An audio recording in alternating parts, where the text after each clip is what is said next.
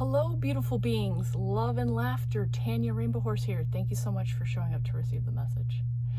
This video is for you beautiful beings on the path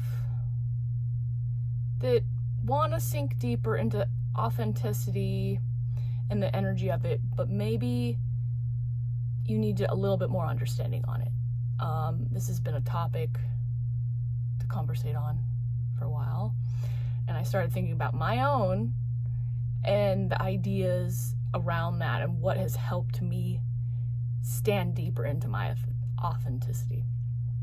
So really, I want to share a couple concepts and a few little short stories, because really I started getting a connection with my authenticity back. I think it started probably between 13 and my early 20s is when I really got a dose of playing with it without even realizing it. And then once I got into my early 20s, a little deeper, mid-20s, it kind of faded away for a while. So what happened to me when I was 13 is I found and developed a group of friends, a couple friends, that I had a deep connection with. And those friends, for the first time, I felt like I could be my 100% weird, strange, silly, emotional self. 100%. This is the first time in my life that I felt like I could completely express myself in any way and that I would be accepted and that I was accepted. And for a long time, I really held this age of 13 really strongly in my life because, that's the time of puberty and going through change. But really, when I look back on it, the important part was, for once, I felt like I could let go, not worry about who, what, where, when, why, and just know that this group of friends, I could be goofy and silly, I could say off-the-wall things, and they were just like me. I'd found some of my soulmate friends, and we completely opened up to each other and allowed each other to be ourselves without anything else. And that's important. You got to feel safe and comfortable in a space within yourself to be authentic. That's important. You got to feel that, because how are you going to express yourself so rawly and authentically if you feel like some things are coming at you? I mean, granted, you can still do that, and you get to learn how to do that, but when you're really getting in there, if things feel shaky and like you're feeling judged and all that stuff, that can quickly close off that as authenticity. So that's number one. So I continued to play with this idea. And then I think probably I'd say all through elementary school, junior high, and most high school, I was really shy, really quiet. I was the person sitting in the back, observing things, taking in things, and pretty quiet. And I missed out on a lot of beautiful opportunities for going after what I wanted because of that. But I just didn't have the capacity to go after that, to stand up for what I wanted, to speak up for what I wanted, and to own that and go after it. And so I was about 17 is the next story. I was in 11th grade, and I was in this class, and this is the first time I found somebody that I really liked, had a crush on. And up till then, I really just did not pursue anybody that I liked, or even would ask to talk to them or connect with them, or let alone go on a date or anything.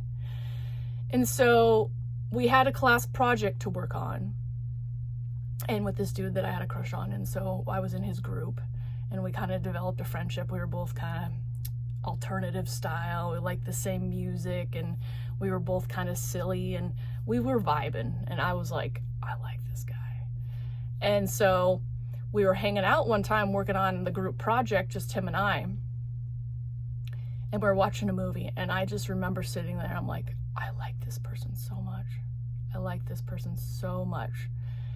And it came to I was thinking about authenticity the last day or so, and I was like, well, what about that helped me move?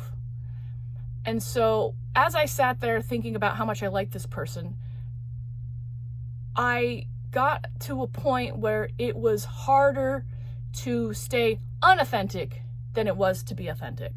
And so in that moment, I asked him if I could kiss him. And to me, that was a really huge step. I was going towards what I wanted. I spoke my truth. I was owning that authenticity. And, you know, it progressed. It was my first boyfriend. But that was a very powerful moment where I just decided enough was enough. Like, holding back sometimes will be more time consuming, more energy ridden than it is to just go ahead and act authentically. That's what my experience has been. And that was kind of one of those first little insights of that. Now, I'd say maybe 18, 19, 20, early 20s, I started playing with this idea of dancing. Dancing has always been very important to me, moving my body, but somewhere down the line in elementary school, junior high, I really closed that off. I wasn't safe to do it. I didn't connect with it. I held back. I held that back. I held that authentic expression back from myself. And so we had dances, you know, you got Tolo and prom and all that stuff in high school. And there was a dance where I had a partner, a date, and I could have just sat there and done nothing, but something just came over me and I was like, again, I've held this back for so long, it just takes all the will and energy out of me to hold back on this. And why? There was suddenly this layer of like, I don't care about whatever I was holding back for. Like, it didn't matter. It was like this part of me, like, I don't know if they're gonna like me, or what if they don't like what I'm doing, or what if I look stupid? And that just like ripped open, and I just got on the dance floor and I did my thing, and it was so liberating. It felt so good. And from then on, I did my dancing. Dancing is a very powerful energy transmission for me. I feel it in my bones and my soul, and it takes over my body, and it's a very beautiful expression.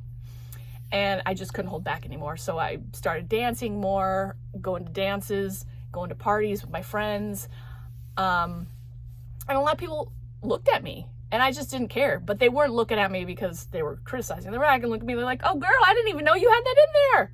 I didn't know you liked to dance. And I'm like, yeah, I was holding back. And so I kind of I owned that piece of me.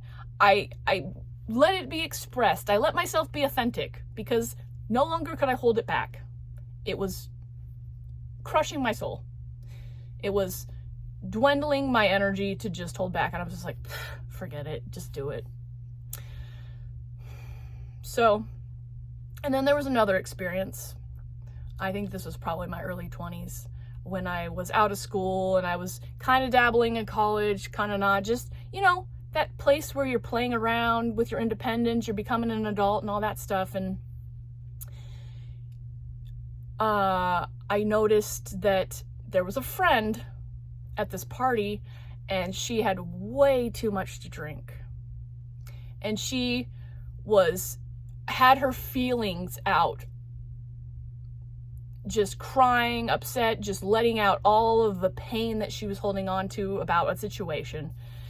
And people were starting to notice and getting weird and like kind of making fun of her. And again, I'd always usually been the person standing back, observing, never getting into anything, never really investing anything. And there's this part of me where it just, again, I could hold back and just watch this happen, but it infuriated me that people were making fun of her while she was in a vulnerable state. So I stepped in and, you know, I told people, hey, how would you like it if you were in this position? I know, you know, if every once in a while somebody has too much to drink and, you know, that you're in this situation, somebody's got to look out for you. And then I pulled money together to get her a cab and get her home. The point is, I stuck up for her. I stood in my authentic power. I stood up for her and I helped her in her situation. Now, if that was me back in elementary school, I probably would have not done anything. I probably would have just sat there and observed and expected somebody else to take care of it because it was more important for me to stay safe and not express my authenticity than it was to do it. Okay, I know there was one other situation here. We got the dating, the dance, standing up for others.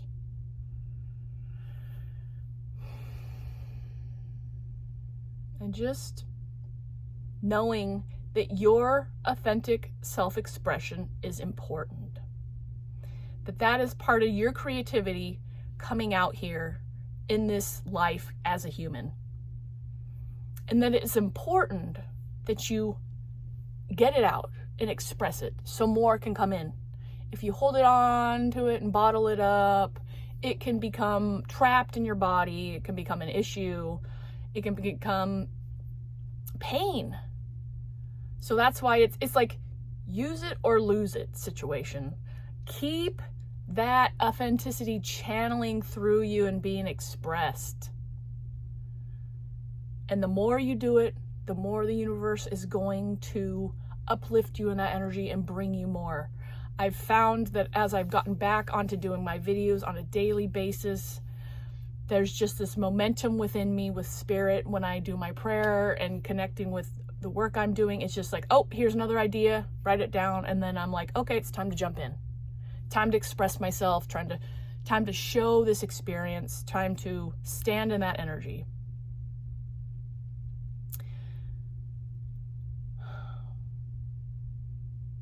Because when you're sitting back and not expressing it, you're diminishing your divinity. You're diminishing that beautiful connection with spirit.